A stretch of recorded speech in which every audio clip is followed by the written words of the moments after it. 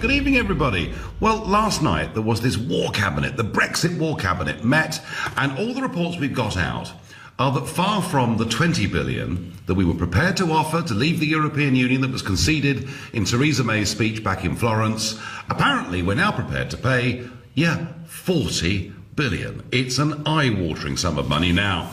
In their defence, the Brexiteers and the cabinet, and David Davis spoke today in London, are saying that no specific monetary offer should be made unless we know that the EU are going to give Britain a good deal. But I would argue that the pass has been sold, because actually what David Davis is saying, and clearly what Boris Johnson and Michael Gove have agreed to, is that if they got the right kind of trade deal, they would be prepared to pay a cool 40 billion for it. And this is a very long way. And bear in mind that Boris Johnson and Michael Gove did play big roles in that referendum and have played big roles in British politics since.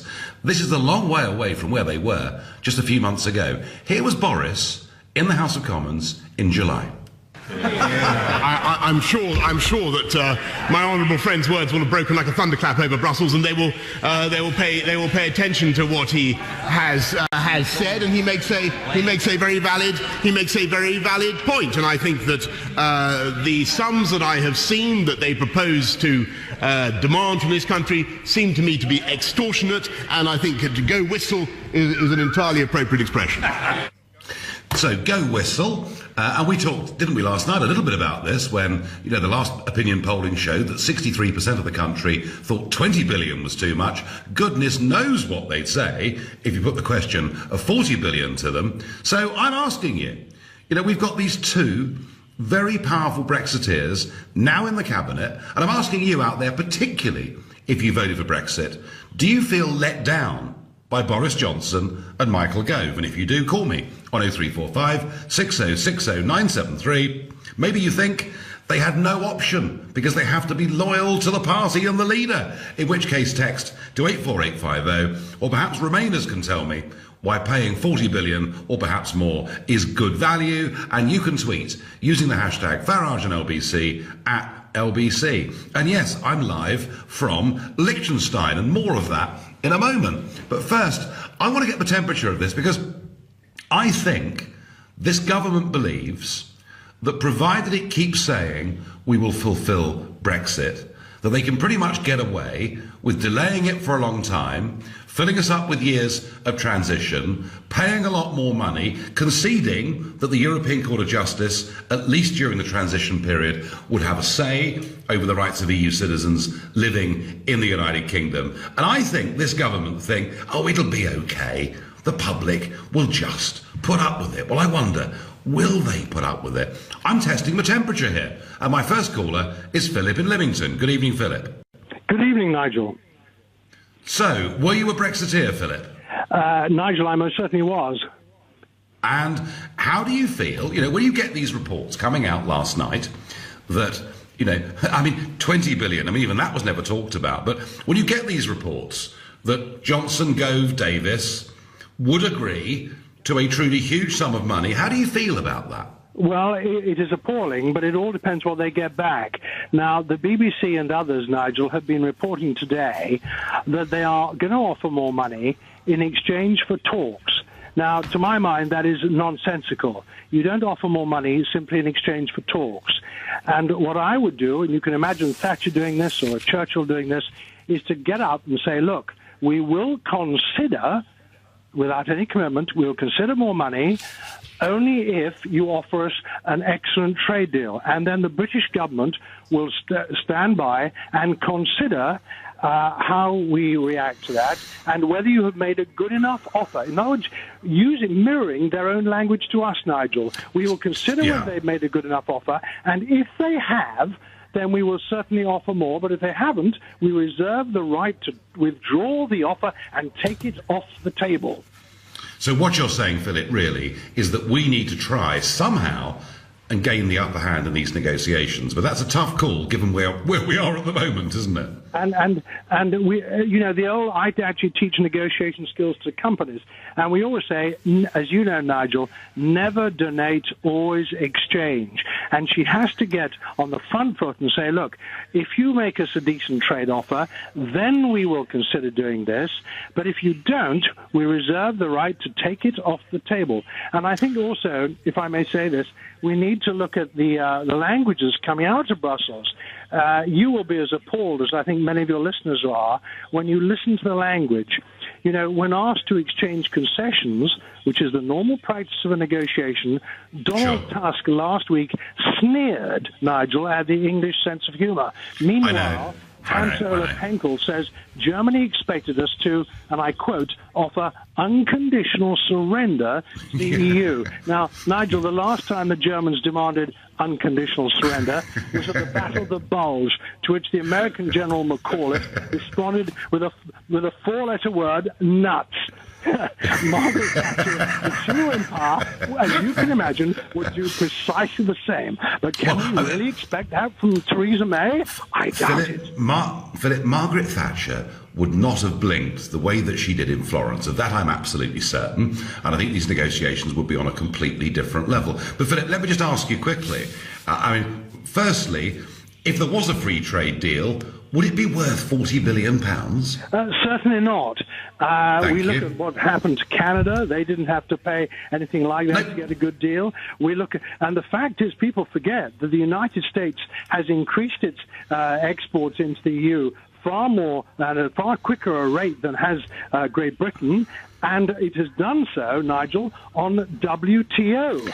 I know, it's amazing, isn't it? You do wonder, listening to some of this conversation, how the rest of the world manages without being controlled by Mr. Juncker. And finally, Philip, do you feel that Boris Johnson and Michael Gove in particular, because they're the two highest profile ones, do you feel a bit let down by them as they go along with concession after concession? Well, yes, I do, because they're not demanding back. I say again to you, Nigel, never donate, always exchange. And at the moment, we're donating a lot, we're getting nothing back. And when you see, there's an old maxim in body language, as you know, the body seldom lies. And when we see Theresa May constantly nodding supinely, obsequiously, acquiescing, or look at the way she nervously nods in front of our European adversaries. Can you imagine a Thatcher or a Churchill responding in such a way? It's even worse than that.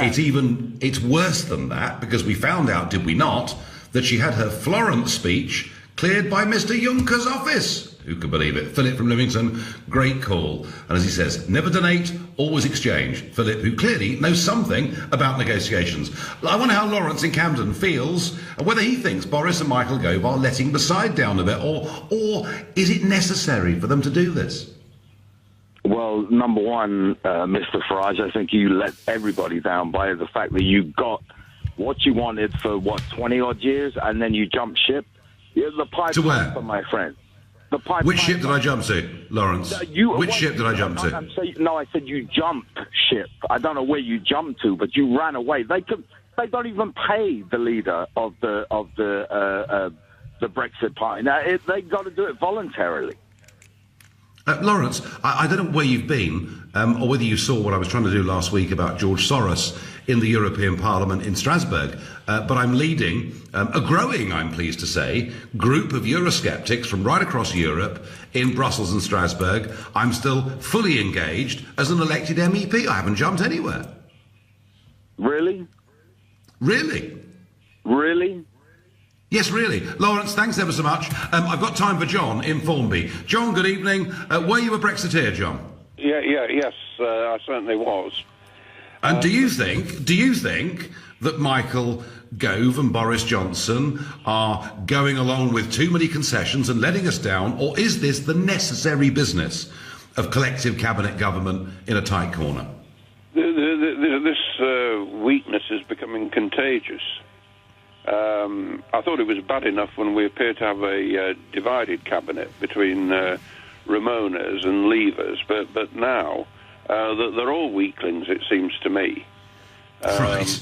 Gove and Johnson I would describe as kippers, not in the sense of supporting UKIP, but kippers in the sense that they're two-faced and have no backbone. Well, that's fairly strong words, John, you're using there. I mean, you know, they both played an important role in that referendum, and there was Boris in July saying there's absolutely no way we're going to pay a big sum of money. Why are they doing this, John? Because are you saying it's fundamentally because they're weak? Yes, I think it is. I think Gove has shown himself up as a backstabber. And Boris Johnson can be all over the place. He can say one thing one minute and change around pretty smartly afterwards. But it must be a joy for the EU up against such feeble opposition. Well, and particularly at a time, and I did talk about this last night again, but at a time when, you know, Germany hasn't got a government and may not have one for months, Italy's going Eurosceptic by the day, Spain's got the biggest constitutional crisis it's faced since its awful civil war back in the 1930s, the Austrian elections, the Czech elections are all heading Eurosceptic, the EU's absolutely got its problems, and yet we appear to be bowing down to every command. Well, yeah, you talk about other countries' problems, but I think we've got plenty in our own country. We've got so many people trying to sabotage Brexit that we're just not united as a nation. And as they say, a house divided against itself cannot stand. Well, I'm afraid that's right. And I think they're rather taking... And I think, John, you know, my view is that they're rather taking us for granted. They think, oh, well, you know, given that Corbyn's rather given up on the Brexit thing and the Labour Party have rather given up, it'll be okay. The voters will stay with us. Well, I'm not so sure they're right. John from Formby, I thank you. And John, quite strong in his personal attack there on Boris Johnson and Michael Gove. Perhaps you think John was unfair. If you do, let me know. You're listening to the Nigel Farage Show, exclusively on LBC, live from... As the amount of money the government is prepared to pay in return for a trade deal goes up and up and up, I'm asking you whether you think Boris Johnson and Michael Gove are rather letting us down, given their previous statements on this subject. Now, I mentioned to you earlier that I'm in Liechtenstein, and I'm quite a well-travelled person. I've been around a lot of Europe, but I've never been to Liechtenstein in my life. It's a very small little country. But I was here this afternoon doing a debate against Theo Wagel, the former German finance minister, and the man who is called the father of the euro. And as you can imagine, they got rather diametrically opposed views of where the European Union's going. Wagel thinks the euro will last for at least 400 years and the United States of Europe will become one of the main global superpowers. I think it's all falling to pieces because people want to live in nation states. But interesting, isn't it? Here's Liechtenstein, population of about 35,000 people. It's a member of the European Economic Area, but it's not a member of the European Union. And of course, surrounding it is Switzerland, which is not a member of the European Union and is not even a member of the European Economic Area. It all goes to show that individual countries can find their own relationships with the European Union or indeed with the rest of the world, which means surely we haven't got to pay 40 billion or promise to even begin a conversation. I hope not. I wonder what Rick in Mansfield thinks. Rick, good evening. Evening, Nigel. Great to speak to you. Good evening. So you know, are the Brexiteers being let down a bit here? Being let down? We're being left out to dry. They're going to leave us totally rudderless. The people that stood up and argued, you know, we've got to leave this reason, that reason, and then they're giving in at the first sign of any bit of bother. You know what I mean? If it had been 1939, they'd have been stood outside of him waving that bit of paper, wouldn't they? Peace in our time. To me, that's what they are. They're appeasers. They're frightened stiff are standing up and saying we're British, we can do this. We're a strong nation. We're not going to be pushed about. If there is money to pay, let's have a look. Let's get it costed properly. Let's have it properly looked at by people in the know and see what's right and what's wrong. But it seems to me like they're letting Europe pick a figure out of here, And they'll say, right, you either pay this or we're not talk to you. And they say, oh, please, no, talk to us, we'll give you more. Do you know, I challenged Barnier on this in the European Parliament. Where are you getting these sums from? Are you not simply plucking them out of the air? And to date, they've offered us no proper evidence as to where they get these figures from. So, Rick, you think that you do think the Eurosceptics then are letting us down? Oh, 100%, definitely. And you know what? I'm not sure they're that Eurosceptic, if I'm honest with you. They may be, but I think they will put their own careers before the country every single time. Wow. I mean, you've only got to look at the leader. I mean, Mrs. May, she kept her mouth nice and quiet while it were all kicking off, edging a bet, so she was thinking, well, if it goes this way or that way, I can slip in and be Prime Minister. And so if that's what they've got as an example, is it any wonder that they're weak and lily-livered? Well, but it's okay, Rick, from their perspective, because, you see, Brexiteers like you are going to vote for them at the next election anyway, aren't you? Do you know what the sad thing is, Nigel? You're right. Not me. I couldn't vote for them. You know, it might not sound like, but I'm a Labour supporter, and I probably want to be out of Europe for different reasons to yourself. But I respect you. I respect your arguments because you're an honest politician, which they're very far and few between. So I definitely wouldn't vote for him. But you're right. But how could people will? But Rick, how could you vote Labour when, you know, your leader, and I praised him the day he launched that manifesto, we're leaving the single market, we're ending free movement of people. I mean, they've given up even more than the Tory party. Yeah, they have. You're right. And I said I'm torn by it. I am a Labour voter. I'm a typical Labour voter, but it doesn't mean I'll vote Labour at next election. I'll tell you that. I mean, you know, if it were run by Dennis Skinner, it might be a bit different because I think he'd have a different view on it. Well, Dennis Skinner, and there is a man of strong Eurosceptic views. Rick in Mansfield, thank you for your call. Thank you for your passion.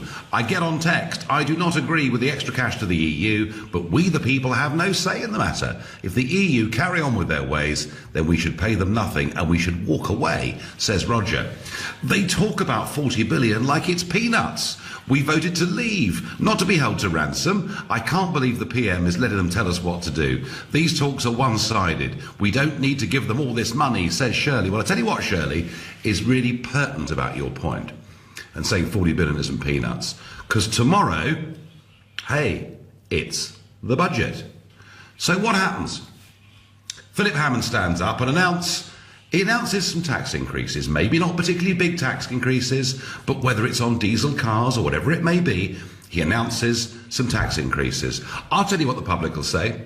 They'll say, we're paying our taxes and we're paying more taxes just to pay Monsieur Barnier's huge Brexit bill. And I think this could land the government. If any taxation rises tomorrow in the face of what they're prepared to offer, I think is going to cause them problems. As I say, they believe, the Conservative Party believe, that as long as they say they're the party of Brexit, it almost doesn't matter what they concede, because you're all going to go out.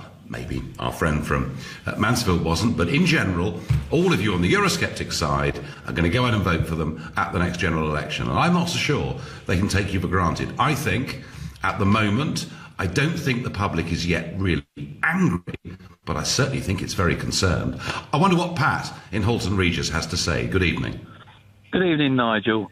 Well, the Remainers are controlling Brexit at the moment in government, and then you've got the businesses trying to influence Brexit to the government, and then you've got the EU are controlling Brexit as well, and we've got our government who are not listening to us that voted for Brexit. And this £40 billion could be well spent on increasing the numbers of police in our police force to stop rising crime, our schools, our hospitals. And if they think they're going to get away with putting £40 billion into the EU pockets, then the parliamentarians will be this country's enemy. And they really will. Pat, I have to say, I think you're right. And I sense that what you've just voiced there is something that as the months and perhaps even year or two goes by, will be a point of view held by literally millions of people. Are you normally, Pat, a Conservative voter or a Labour voter? Well, I've been a Conservative councillor, a Liberal Democrat councillor. I've been through all the parties, Nigel. I'm currently UKIP. So Okay. I actually move around the parties that actually represent the people. And if they stop representing those people, I shall move again. And I will move again. If there's a far-right party that comes up, I'm going to be like millions of other people. We're going to, excuse the pun, but we're going to have to stuff these parties that are in government at the moment because they do not listen to the people. And we know that now. No, Pat, I thank you for your call, and very much in line from that, I get from Phil in Carmarthen in Wales, might I suggest that we have another referendum, and I think, oh no, please, not another one, on whether the people of the United Kingdom want to spend 40 billion on domestic services or give it to the EU. Oh, I like the sound of that. That's quite a good referendum. I think, trouble is, I think we know what the result would be, and whilst I like direct democracy, I'm not sure that, like Switzerland particularly, we should be going out to vote all that often on that many issues. I think people might just get bored. Michael is calling me from Manchester. Michael, good evening. Good evening, Nigel. Thank you for having me. Well, not at all. You're a new caller to the show, Michael. How strongly do you feel about this? Very strongly. And I tell you, Nigel, I was a Remainer. And Yeah. I say that completely honestly. I was a Remainer, but you know, I'm a Democrat first and foremost. And Yeah. when this came through, I had a few days of despondency, but I thought, let's make the best of it. There's a lot of goodwill out there. Let's make the best of it. We come together better than any other nation in the world. We will make it work. What a bloody mess. Excuse my language. Yeah, bit early for that language, but we'll allow you once, Michael. But no, go on, please. What is she doing? It's like watching the cast of Some Mothers Do Have 'Em, trying to negotiate. It's absolutely shameful. I like that. I saw a friend of mine last night, Michael, briefly in London, and he was a strong leaver, and he said to me, I can't even listen to the news anymore. He said, I just find it too depressing. And there is this feeling, Michael, amongst many of us, that actually the Prime Minister is pitifully weak in all of this. You know, when she came in and the whole thing was happening, I thought, well, this is fine. It's going to be a tough road, but we will make it work. This is turning into really sabotage on all sides, because what's going to end up happening, I fear, is no one's going to get what they want. Nigel, consider the ineptitude of a government that renders the will of everyone voiceless. It's completely, I've just never seen anything like it. Never. Do you think, Michael, that if the Tory party came to their senses and realised this was going nowhere, and that actually every day they did Jeremy Corbyn get stronger, do you think with a different leader it could change? Well, I'll tell you the danger, and I tell you, I don't agree with Rees-Mogg on a lot of his social views, but I think he's much stronger, and I think he would see this country into a much stronger free market position post-Brexit. What I fear is going to happen is that Theresa May, as a nicer woman as I'm sure she is going to lead us down this path of subservience. It's going to weaken the Tories from within. She's going to be deposed. There will be an election, and Corbyn will take it. And can you imagine? No, listen, the longer, I've said this before on this show, and I mean it, the longer she stays there, the more she actually upsets particularly those that really believe with all their hearts. The less she can take them for granted, and the more likely it is he becomes. I thank you very much indeed for your call. They are selling out. They need to grow a pair. They need to tell the EU we will pay them nothing. May needs to go. We need Bog, says Phil to the Nigel Farage Show, exclusively live from Liechtenstein. As the Brexit bill appears to go up from 20 to perhaps even 40 billion, I'm asking you, what on earth are Boris Johnson and Michael Gove doing, and do you feel let down by them? But first, Ireland has a relatively new Prime Minister, or Taoiseach, as he's known in that country, Leo Varadkar. And he has been causing a bit of a stir over the course of the last week. In fact, the Sun newspaper's editorial at the weekend suggested that he shut his gob, because he keeps saying all sorts of very strong things about Brexit, that unless the British do X, Y and Z, he could potentially himself even veto the trade talks. But today, it's on the issue of the Irish border. that he's been speaking, and he's really, really upset Arlene Foster, the leader of the Democratic Unionist Party, and of course, you know, a key figure with whom Mrs May did the deal that allows her to be in power after that pretty ruinous election for her back on June the 8th. And Arlene Foster has accused him of being reckless as Brexit talks enter a critical phase. You see, the EU are hinting, or saying really, that Northern Ireland may need to stay in the customs union if there were to be no checks at the border. And Foster went even further in her criticism when she said that it was a very careless thing to say that a border coming back between the North and the South could jeopardise the peace process. And it's funny, isn't it, that up until now, it's only been the European Union suggesting there might be a problem with this border. I've argued we've had a common travel area with Ireland since 1921. We need no lessons from Monsieur Barnier or anybody else on this.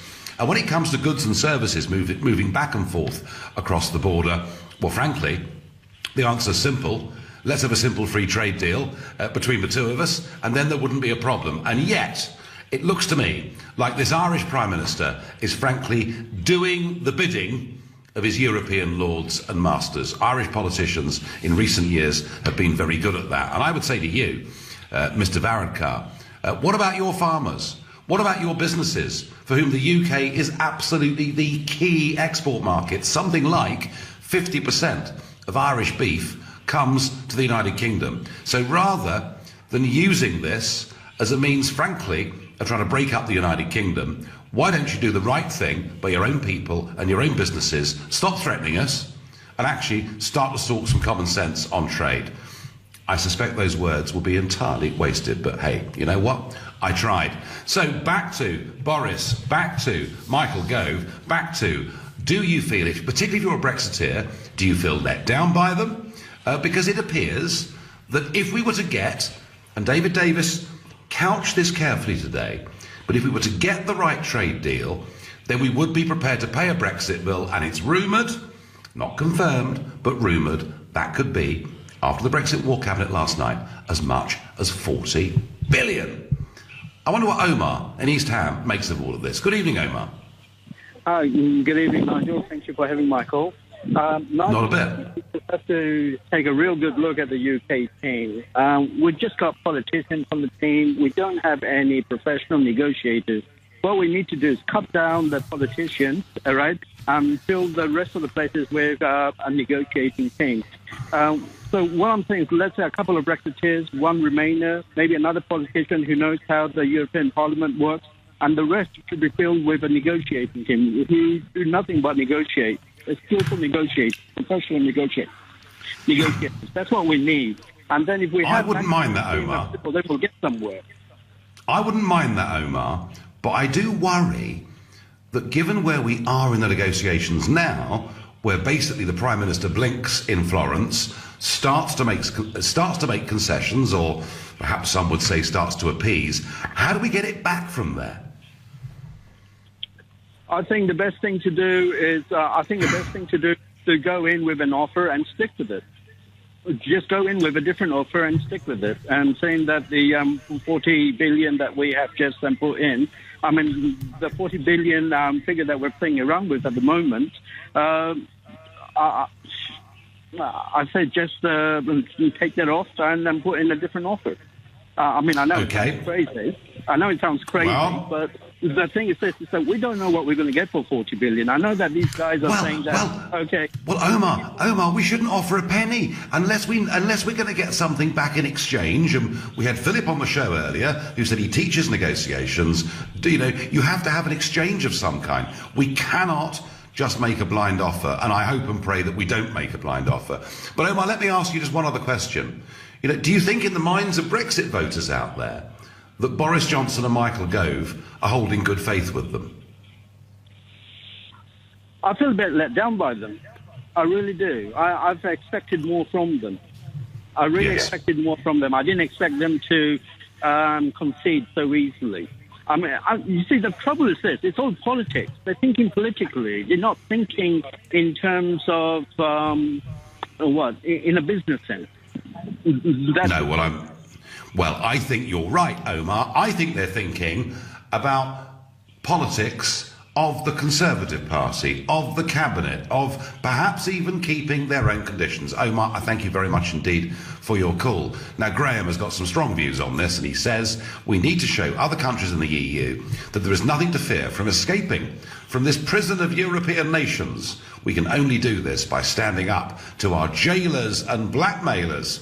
And Steve from Sutton has a very novel idea. He said, imagine you were divorcing the wife, and she says, until it's through, you can't talk to any other women. What would Boris or Gove have to say to that? I don't know, Steve from Sutton, but it's a novel idea. Joseph from Bedford is calling me, another new caller to the show. Joseph, are these guys, and you know who, they played a great role in the referendum, are they letting the side down?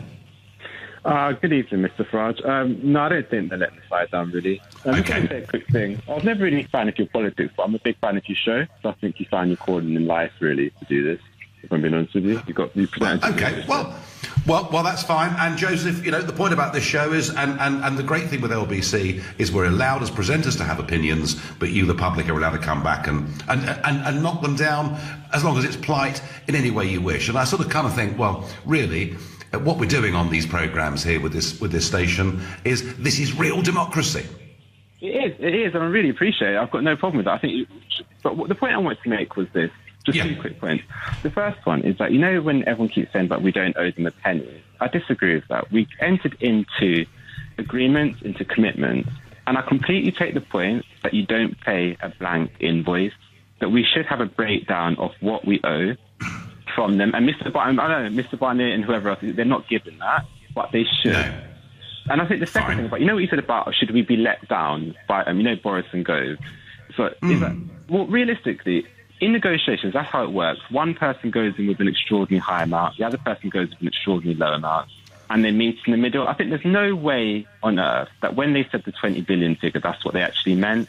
That was just their negotiating position, and they've always anticipated to increase it. That's how negotiations work. Like, you know, I'm sure, from working in this. I do, Joseph, but it's a question of where negotiations start from and where they go to and what's acceptable and reasonable and what's not. And frankly, you know, when Boris made those comments back in July, I mean, if you'd said to me, Joseph, 6 months ago, the British government could pay as much as 20 billion as a leaving bill, I mean, I simply wouldn't have believed it, because I would take the view that British public opinion wouldn't stand for it. And now I'm being told it could be as high as 40 billion. Joseph, they may think in the war cabinet, the Brexit war cabinet, that if they get a free trade deal, 40 billion's acceptable. I'm not sure the country's going to wear it. That's really what I'm saying. Personally, what I'm saying is I don't think we should pay for a free trade deal. That's not what I'm saying. I don't think we should pay a penny for a free trade deal. What I think we should look at is what we owe due to the commitments that we entered into. Okay. At least provide us with that. So I'm not trying to take their side saying they're behaving correctly. Fine. What we owe, and we should pay that. That's that simple.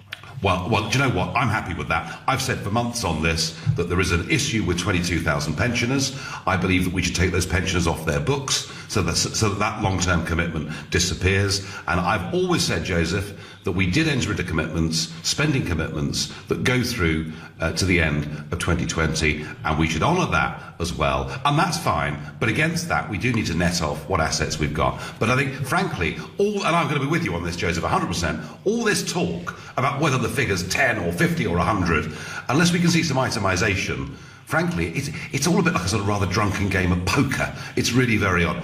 Joseph in Bedford, I thank you very much for your call. You listen to the Nigel Farage Show, exclusively on LBC, live from Liechtenstein, and it's 7:45. We appear to be prepared to pay ever more money if we can get a free trade deal, perhaps as much as 40 billion, mind you. Don't forget, when she offered 20 billion, which is effectively what she did in the Florence speech, she was told that wasn't enough. And if she goes back and nudge and a wink, it's going to be 40 billion, Monsieur Barnier. Isn't that great? He'll say, oh, I really don't think, to be honest, Prime Minister, you've gone as far as we would like. That's how I see this negotiation. But I've said to you, I think many Brexiteers are going to start feeling a bit let down by Boris Johnson and Michael Gove. But I also strongly have this feeling that the Conservative Party think it doesn't matter. Our voters will stay with us anyway. They're not going to go to Labour because they turned their backs on Brexit as well. Very interesting. In line with that, Barry in Essex says to me, I wrote to my MP, Rebecca Harris, Castle Point, Essex, and told her that if the Conservatives keep us in the EU, or if MPs in general block Brexit, then I will never vote for a mainstream party ever again. And I will vote for any party that promises a true Brexit, whether it's far right or far left. I couldn't care less. That's what I told her. And Barry, I'm not suggesting for a moment that the Conservative-led government will keep us in the European Union. They won't. We will leave the European Union in name. It's a question of whether in reality we're still tied up to nearly every single part of it and paying a fortune for that privilege. I wonder what Kumar in Ealing makes of all of this. Good evening. Yes, 3 very brief points, I promise. First of all, given that our net payment is 15 minus 10 billion, i.e. 5 billion per annum, that means that we're going to be paying 8 years' worth of contributions, which is a farce. Second point is this, that 40 years ago there were 15 workers in work to generate taxes for every pensioner as the baby boomers joined the workforce. That 15 is now down to 3. So in Germany it's 2 to 1, which is why Merkel, who's no dodo, let in 2 million immigrants. But my question to you, sir, is this. Are we therefore going to reduce the benefits of the 1, or increase the tax to the 3, or try and get the 3 to 5 to 7? Most economists say that in a developed economy you need at least 7 workers generate pensions for every pensioner. And my final question to you is rhetorical question is, thank God for that we don't have PR in this company. We have, because look at the mess in Germany through fringe parties, basically where you have the tail wagging the dog. Thank God we don't have that in this country. Kumar, you've really got it all off your chest there in that phone call, and I let you do it. It's a really interesting point about Germany. Actually, what's happened is a Eurosceptic party has come in, scored exactly the same number of same percentage of votes that UKIP got in 2015, but for their trouble got 94 seats, and it's completely upset the political apple cart. Equally, you could call that a criticism if you like of PR. But I could show you some pretty strong criticisms of first past the post and people feeling helpless. That's a separate debate for another evening. You said our net contribution was 5 billion a year. I would say it's nearer 8 to 10 billion a year. But whichever way we cut it, whether it's 8 years contributions or 5 years contributions, it is simply too much. And on that point, we agree. And when we debate Germany, Kumar, which we're going to in the next few days, because this is going to be a massive issue not just in Germany, but a massive issue in European politics. And as I predicted yesterday, at the next summit we'll be told, oh, well, I'm sorry, but Brexit's going to have to put on hold because the Germans haven't got a government. When we do talk about Germany, please ring up and join us in that conversation. Emma is calling from Herne Hill. Emma, good evening. Oh, that's me. And I can't actually believe that I'm phoning you, but there you go, I am, because you make me so angry, I normally switch you off. But tonight I didn't. I left you on. And I just want to say, I think that you are responsible for the absolute turmoil and mess that this country is in. There are so many things to debate, discuss, that need 100% attention, and everything is taken over by Brexit. I hope that you're there is 40 billion here, Emma, isn't there? And Emma, by the way, I apologise to you. I shouldn't have done what I did. We should have let Mr. Juncker and the unelected bureaucrats run our country, lose all traces of nationality, open our borders up to the world, probably get rid of the Union Jack as well, because it was a symbol of racism, and I'm really sorry for what I did. Thank you. Rob is calling from Manchester. Rob, hello. Hi, can you hear me? I can hear you. Hello? Yeah, hiya. Yeah, I'm absolutely appalled with this £40 billion that Theresa May is prepared to pay the EU. I think it's absolutely disgusting. I voted to leave the EU, and I want a hard Brexit, or so-called hard Brexit. Yes, well, you didn't vote for a hard Brexit, Rob, because there was no hard Brexit or soft Brexit discussed in the campaign. This is an invention of the Remainers, who effectively want to say, let's go for a nice little soft Brexit, because big business likes that, and that would mean, effectively, we'd finish up in the European Economic Area, a bit like Norway, or even here, in Liechtenstein. No, you voted, Rob, for Brexit, but there could be an argument, Rob, that says, maybe it is worth paying some money if it gets us out quickly and cleanly.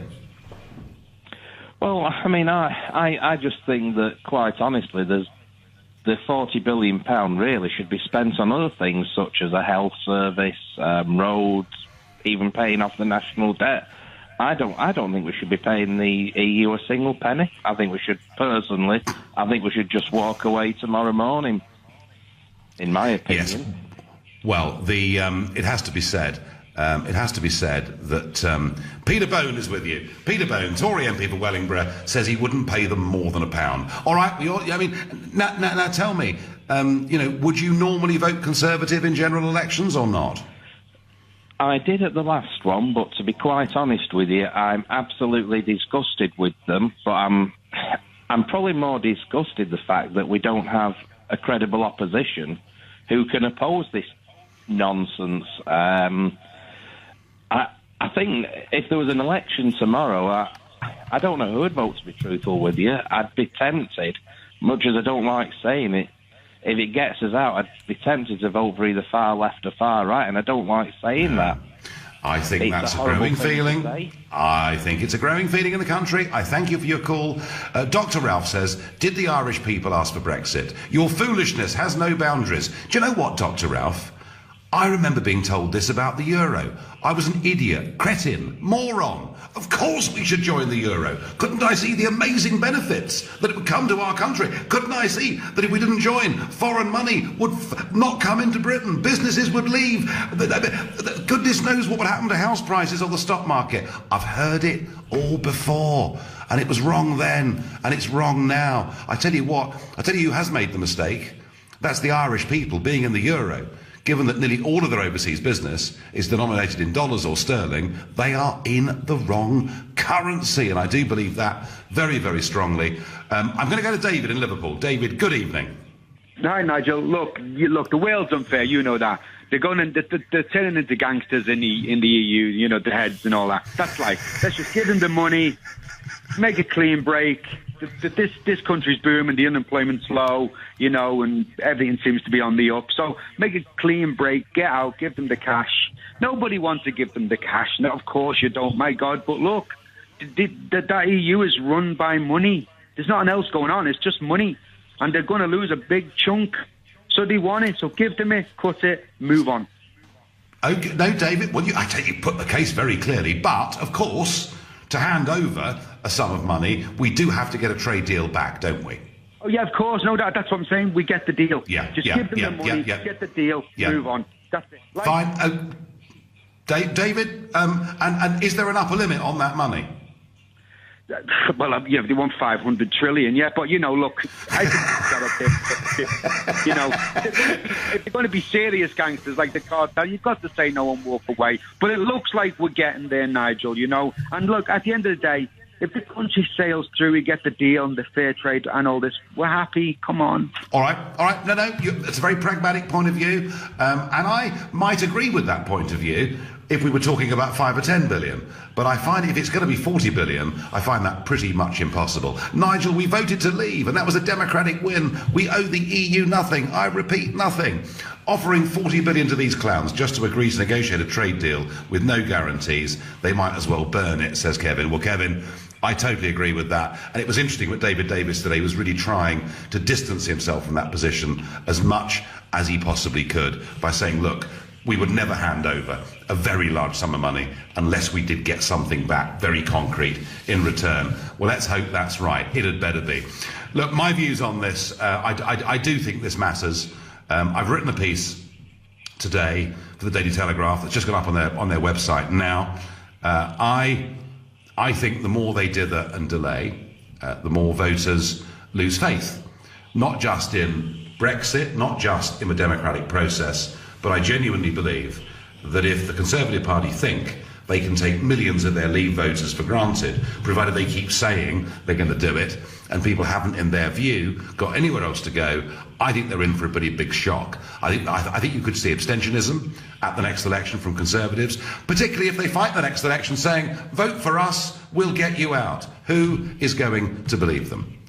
You've been listening to the Nigel Farage Show, live here from Liechtenstein. I'm back tomorrow evening from 7. Coming up at 10 tonight, it's Ian Collins. But up next, it's Clive Bull.